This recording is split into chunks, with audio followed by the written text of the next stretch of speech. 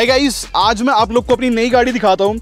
Finally Toyota Fortuner Legender मैंने ली है और ये है 4x2 and trust me guys, इस गाड़ी को नया खरीदना बिल्कुल इम्पॉसिबल सा हो गया है। चिप शॉर्टेज की वजह से आई थिंक कुछ तो सीन चल रहा है कि ये गाड़ी जो है नई मिल ही नहीं रही है, तो मैंने भी प्री ऑन ही ली है और सही प्राइस पे मेरे को मिल गई थी। और उससे पहले मैं आप लोग को बैक स्टोरी दे देता हूँ कि मैंने मर्सिडीज खरीदी थी और उसकी वीडियो मैंने आप लोग को दिखाई। उसके बाद फिर मैंने बीच में रेंज रोवर वेलार भी खरीदी थी। फिर मैंने ओवर टाइम सोचा कि यार इतनी महंगी गाड़ी का मैं क्या ही करूँगा, एंड ट्रस्ट मी, ना ही मैं ऐसा बंदा हूँ कि जो हवाबाजी करता हो, तो मेरे को लगा कि वो सेंस नहीं बना रही गाड़ी मेरी लाइफ में, ना ही वो ज़्यादा प्रैक्टिकल थी। उसमें मैक्सिमम लगा लो 5 लोग बैठ सकते थे। अब इसकी बात करूँ तो भाई ये 7 सीटर भी है, प्लस ये बहुत प्रैक्टिकल कार है। और क्योंकि अब मैं फुल टाइम यूट्यूबर हूँ तो मुझे लगता है कि हाँ, मेरे को जो है प्रैक्टिकल डिसीजन ही लेने चाहिए, इसलिए मैंने ये गाड़ी ली है। एक्चुअली में पैसा भी बच गया रेंज रोवर को बेच के और ये आ भी गई भाई। और पता है इस बेस्ट बात क्या है, मेरे सर पे आज के टाइम पे एक भी लोन नहीं है, जो कि ज़्यादा इंपॉर्टेंट चीज़ थी। जिस फोकस पे मैं हूँ ना, मैं चाहता हूँ कि मेरे पास सिर्फ इन्वेस्टमेंट हो, ना कि भाई कोई सर पे लोन हो। इनफैक्ट है ना, मैं आप लोग को भी यही सजेस्ट करना चाहूँगा कि सच बता रहा हूँ, हमेशा से अपने ना इन्वेस्टमेंट पे ध्यान रखना। सच में ऐसे ही होता है कि जब भी आप पैसे कमाते हो ना, सबसे पहले ध्यान गाड़ी में ही जाता है, जो कि बिल्कुल भी अच्छा डिसीजन नहीं है।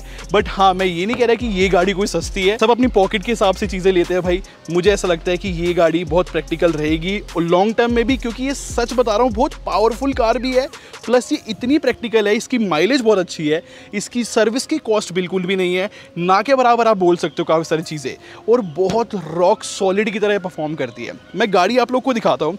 देखो, सच्ची बता रहा हूँ, आज के टाइम पे ना इंडियन मार्केट में ना कोई भी एसयूवी आप देखने जाते हो, खास कर 7 सीटर, तो ऑप्शन इतने नहीं है। कुछ गाड़ियां आई है नई, बट उनके ऊपर मुझे ट्रस्ट नहीं था। मुझे लगा कि भाई एक रिलायबल ब्रांड ही लेना चाहिए, तभी जो है फॉर्च्यूनर की लेगेसी चलती हुई आ रही है। और हर कोई कहता है कि ये ओवर प्राइस कार है, इनफैक्ट मैं भी एग्री करता हूँ। बट सीधी बात ऐसी है कि भाई स्टेबिलिटी बहुत मैटर करती है। आईफोन वाली बात है, एक्सपेंसिव है बट स्टेबल है। अब मैं आप लोग को गाड़ी दिखाता हूँ। फ्रंट से देखना यार कितना एग्रेसिव लुक इसका बना रखा है।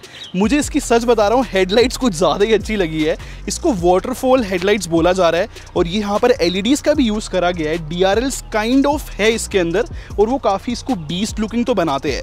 इनफैक्ट इन्होंने ना यहाँ पर एक जेट ब्लैक कलर भी रखा है और इसकी जो बम्पर की लुक है ना, काफी लोग कहते हैं कि लेक्सस से बहुत मिलती है। इनफैक्ट ये मैं भी एग्री करता हूँ, नो डाउट इन्होंने इसके लुक्स में तो भाई काफी कमाल ही कर रखा है। और मेरा पर्सनल फेवरेट तो ये है कि यहाँ पर जेट ब्लैक कलर है और ये जो व्हाइट में ये पूरा कॉम्बिनेशन बनता है ना, इसको एक बहुत अच्छी और लग्जरी गाड़ी की भी कई बार लुक देता तो है। वैसे इस गाड़ी को खरीदने का मेन रीजन है इसकी हाइट थी 225 mm के करीब इसकी ग्राउंड क्लियरेंस है यार, कितनी क्रेजी बात है। और नो डाउट फॉर्च्यूनर जो है बहुत लोगों का सपना होता है इस ऑफ रोडिंग की वजह से। वैसे जो ये व्हील्स देख रहे हो ना 18 इंचेस के, और पर्सनली मुझे एलॉयज तो देखो नहीं पसंद आया, वैसे डुअल टोन फिनिश में है, बट मैं थोड़ा सा ऐसा बंदा हूँ जो थोड़ा क्लासी लुक पसंद करता है, तो मुझे वो सिंगल कलर वाले पसंद आते हैं। बट भाई गाड़ी में ना स्ट्रॉन्गनेस जगह जगह भरी पड़ी है। अगर मैं सबसे फेवरेट पार्ट की बात करूँ तो वो ये है इस गाड़ी पे ये जो चढ़ना होता है ना भाई, ये एक अलग ही फील देती है। ऐसा लगता है कि हाँ भाई, हम एक्चुअली में रोड के किंग है। तो मुझे इस गाड़ी के बारे में ये बात बहुत अच्छी लगी है। इनफैक्ट मैंने बहुत सारी गाड़ियाँ चलाई है, बट सच बता रहा हूँ, इसकी जैसी स्टेबिलिटी और इसके जैसी पावर भाई मुझे और किसी गाड़ी में लगी। और ये मेरे पर्सनल टेस्ट वाली बात है और आई एम श्योर ये बात टोयोटा को भी पता है, इसलिए लोग मुंह मांगे पैसे मांग रहे हैं। और नो डाउट ये जो लेजेंडर वेरिएंट है ना, कुछ ज़्यादा ही स्पोर्टी बना दी है। इतनी स्पोर्टी नहीं हुआ करती थी, मतलब फॉर्च्यूनर की अगर मैं बात करूँ तो। देखो यहाँ से शुरू होती है ब्लैक वाली रूफ, और ये जो है सच में इसको कुछ ज़्यादा ही स्पोर्टी लुक दे रही है और पीछे तक जाती है। और अजीब बात पता है क्या है कि ये रैप टाइप हो रखी है। मुझे तो देखो ये थोड़ा सा कॉस्ट कटिंग टाइप लगी, बट हाँ ठीक है, सही है, फिनिशिंग भी ऐसा मुझे कोई शिकायत नहीं है। मैं इस गाड़ी को ना पीछे से दिखाता हूँ, इसका एक अलग ही फैन बेस है। फॉर्च्यूनर भाई जानी अपनी ये लंबी लंबी टेल लाइट्स के लिए जाती है, ये थोड़ी सी रेज्ड है, आपको पता है, ये भी एक अच्छा इफेक्ट दे रही है। बूट स्पेस में कोई कमी नहीं है, सीटें जो है हम नीचे ले जा सकते हो और एरिया हो जाएगा इसके अंदर, तो भाई बूट स्पेस क्रेजी है। और हाँ, इलेक्ट्रॉनिक की स्पीड दिखाता हूँ मैं इसकी, इसका टेल गेट बंद होने की, ये मुझे तो सच में काफ़ी स्लो लगा, क्योंकि मैं पहले भी गाड़ियाँ यूज़ कर चुका ना जिनमें इलेक्ट्रॉनिक टेल गेट है, सच में फास्ट बंद होती है, बट ये देखो कितनी स्लो है। तो ये छोटी छोटी कमियाँ हर जगह पे है, जैसे कि ये सेंसर जो है मैं ट्राई करता रह जाऊँगा, ये नहीं खुलने वाला। तो ये सब चीज़ें हैं जो कमी रह जाती है। बट हाँ, मैं ये भी मानता हूँ टोयोटा ने कभी बोला नहीं कि ये लग्जरी कार बना रहे हैं। अब अंदर से बात करते हैं गाड़ी की। और गाइज मेरी तो हाइट इतनी है कि मुझे ना फुट स्टेप की नीड नहीं पड़ती, तो मैं तो बैठ जाता हूँ। बट हाँ, सबको फुट स्टेप की बड़ी नीड पड़ती है, तो इसलिए इसमें है अच्छी चीज़ है ये। बाकी अंदर से मैं आप लोग को दिखाता हूँ जो इसका पूरा कैबिन है। तो कैबिन की फीलिंग कुछ ऐसी है, नो डाउट बहुत ज़्यादा स्ट्रॉन्ग ड्यूरेबल गाड़ी लगती है ये, और बहुत ज़्यादा रेट्रो फीलिंग है। ये मेरी शिकायत भी थी, प्लस ओवर टाइम क्या हुआ कि मुझे ये चीज़ अच्छी लगने लगी कि जब ये गाड़ी थोड़ी सी पुरानी सी और रगड़ सी लगती है ना भाई, एक्चुअली में ऐसा लगता है कि हम कुछ अलग सी चीज़ चला रहे हैं।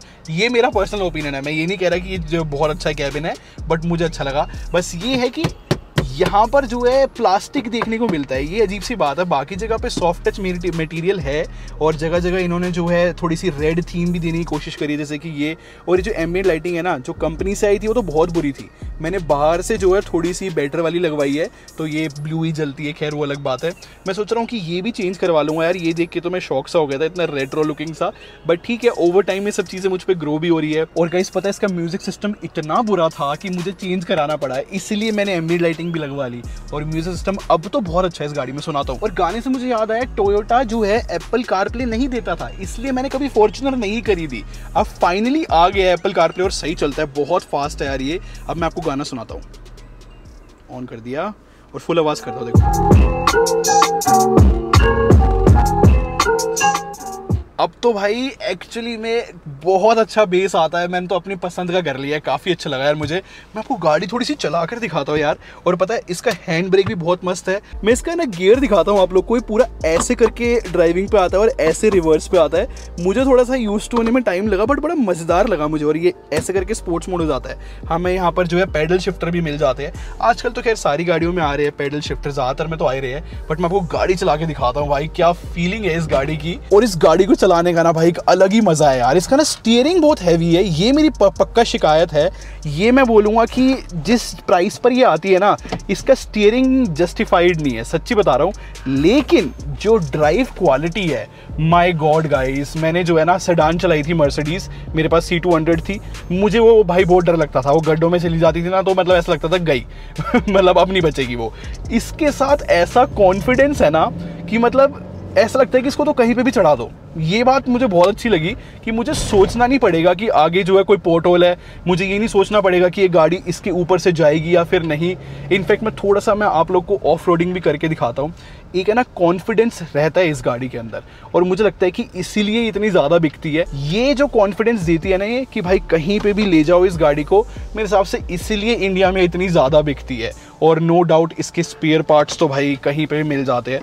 तो ये सब बेनिफिट्स है ना लॉन्ग रन में समझ में आते हैं, क्योंकि भाई रेंज रोवर जब थी मेरे पास बहुत ज़्यादा खर्चा हो गया था। और ये वाली सीट है जिसकी वजह से मैंने गाड़ी खरीदी है। मैं यहीं पे बैठा होता हूँ ज़्यादातर टाइम, और यहाँ पर जो है नी रूम भी बहुत ज़्यादा है, बहुत ज़्यादा स्पेशियस कारों में से ये एक है। और सीरियसली मैं बता रहा हूँ, मुझे कभी भी स्पेस की कमी फील नहीं हुई है। इनफैक्ट यहाँ पर 2 USB पोर्ट भी मिल जाते हैं, तो मैं अपनी डिवाइस भी चार्ज लगा सकता हूँ। अभी तो मैंने बहुत सारा सामान यहाँ पे भरा हुआ है, बहुत दिनों से मैं गाड़ी यूज़ कर रहा हूँ। और जैसे कि बताया था 7 सीटर है, तो हम पीछे भी 2 जने बिठा सकते हैं, तो दुनिया भर की स्पेस है। और एक मेरा फेवरेट चीज़ मैं आप लोग को दिखाता हूँ, मैं ऐसे बैठ के जाता हूँ काफ़ी बार, होता है ना शाम को जब बहुत थके हुए होते हैं ना, आराम से मैं लेट जाता हूँ यार। गाइस मुझे अभी भी पता लगा है इसके अंदर हाइड्रोलिक स्ट्रट्स नहीं है यार, इसको उठाना बहुत टफ हो गया था। खैर इंजन जो है टोयोटा का भाई काफ़ी फेमस रहता है। ये 2.8 लीटर इंजन है जो कि 4 सिलेंडर्स के साथ आता है, 500 Nm का टॉर्क है और 201 हॉर्स पावर है। अब इन सब के बाद हमें जो आई थिंक 0 to 100 का टेस्ट कर लेना चाहिए। और वैसे मैंने डीजल इसलिए पिक किया क्योंकि सच में आउटस्टैंडिंग पावर है, दिखाता हूँ। अब थोड़ी सी मैं आप लोग को चला के दिखाता हूँ।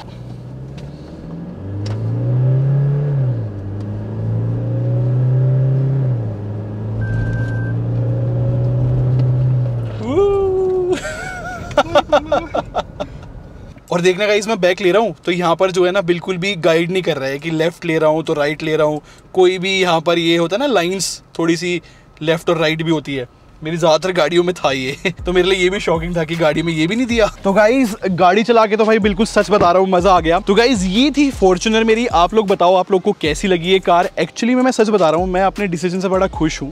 जो भी मैंने ये गाड़ी ली है ना, मैं इतना जानता हूँ कि भाई इसकी मेंटेनेंस कॉस्ट बहुत ज़्यादा कम है। इनफैक्ट ये बहुत ज़्यादा रिलायबल कार है और मुझे तो बहुत मज़ा आ रहा है इसको चलाने में। बाकी लास्ट में आप लोग को 100% ये ज़रूर एडवाइस दूंगा, जो भी आप गाड़ी लो ना, ये देखो भाई उसको मेंटेन करने की कॉस्ट क्या है, क्योंकि इसकी जो माइलेज भी है ना मुझे तो भाई बहुत सही लगी है। मुझे सिटी में जो है 9-10 की बहुत प्यार से मिल जाती है, तो मेरे जो है फ्यूल का भी कॉस्ट बचा है धीरे धीरे।